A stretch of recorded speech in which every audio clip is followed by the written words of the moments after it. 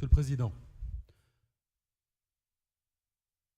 merci d'abord à Madame Trollin pour l'exposé qu'elle a fait, et je lui sais gré du souci de la concertation qu'elle a eue. Nous avons pu donner notre avis, mais souffrez que ce soir, nous ayons peut-être une parole un peu différente. C'est la liberté de l'opposition. Cette parole, c'est celle de quelqu'un qui est franchement en colère. Il y a 2 ans, on évoquait dans cet hémicycle le sujet. On l'évoquait bien tardivement. Aujourd'hui, on a un document où on explique que le principe sur lequel repose cette politique, c'est l'égalité d'accès à la santé. Et la totalité du document qui suit est contradictoire. Nous explique l'inverse.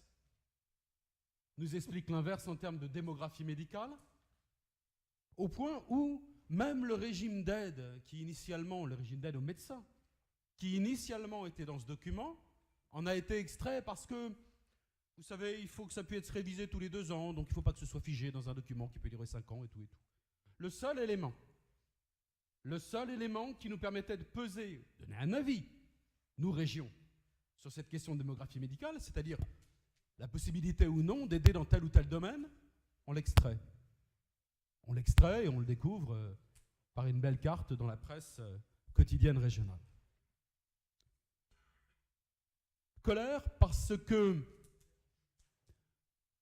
j'ai vraiment le sentiment que les gouvernements successifs, y compris celui-ci, n'ont pas saisi l'ampleur de l'enjeu. On ne l'a pas évoqué ce matin lors de nos discussions de politique générale, mais avez-vous entendu le président de la République, dans ses propos, évoquer la crise sanitaire que nous vivons ? Ah, il a évoqué plein de choses. Il a même évoqué une espèce de complexe breton qui veut qu'on aurait tendance à se plaindre parce qu'on est au bout du bout du bout du bout. Mais il n'a pas encore touché du doigt cette réalité de personnes qui n'ont plus de médecin, ou cette réalité de personnes qui savent que le médecin qui leur aide cette famille depuis des années et des années part dans 6 mois et qu'il n'y a pas de solution alternative. Et toute la construction de ce document, la prévention, la question de l'âge qui croît, tout ça repose sur 2 choses. La présence médicale, la télémédecine, je veux bien y croire, mais il y a un moment où la présence médicale est indispensable. Elle est indispensable si on veut faire de l'ambulatoire.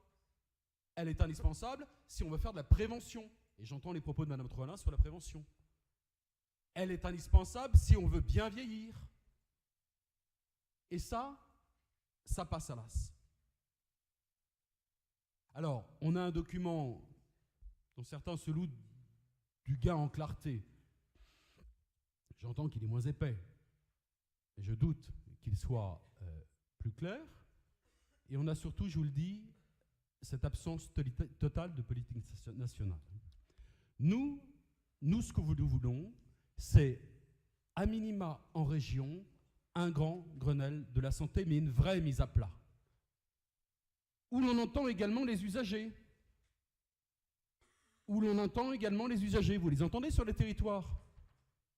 Et non pas cette petite rengaine qui nous dit « Attendez, la démographie médicale, ça va passer, les papy-boomers vont finir de partir à la retraite, le numerus clausus qu'on a lâché, mais objectivement pas très largement, va nous permettre de rattraper un petit peu, sauf ce qui est perdu, et il n'y a aucune politique de reconquête sanitaire, médicale dans les territoires. » Donc ce que nous voulons, c'est ce grand Grenelle de la santé au niveau régional, transparent, avec les Bretonnes et les Bretons. Sur la proposition d'une singularité régionale, d'une différenciation régionale, je ne crois pas que dans le domaine de la santé, ce soit souhaitable. Il est évident que si nous contraignons chez nous les médecins à s'installer là où nous sommes en déficit de présence et à ne pas s'installer là où il y aurait suffisamment de médecins, je veux dire, moi, la région voisine, elle va se frotter les mains. C'est une politique quasi régalienne. Il s'agit de la sécurité des Français, de la sécurité des Bretons. Donc, je ne pense pas que la question de l'introduction de ce point-là dans notre débat sur la différenciation soit judicieux. Voilà en l'état. Grand Grenelle de la santé, signaux d'alerte, mais d'alerte, ça fait 2 ans vis-à-vis du gouvernement, je n'en veux pas à l'ARS. Je veux dire, l'ARS, elle fait son travail d'administratif, ça n'a pas de sens de lui en vouloir, elle exécute la politique du gouvernement. Mais là, le gouvernement, je compte sur les parlementaires, a écouté cette vraie détresse, sinon c'est une affaire qui se terminera mal. Donc de notre côté, ce sera un vote négatif sur cet avis demandé quant au projet régional de santé. Je vous remercie. Merci à vous. Nous avons Madame Vulpiani. Merci, Monsieur le Président. Monsieur le Président, mes chers collègues, Mesdames et Messieurs, vous avez devant vous, et ma collègue Anne Troelin vient d'en faire la présentation, les raisons données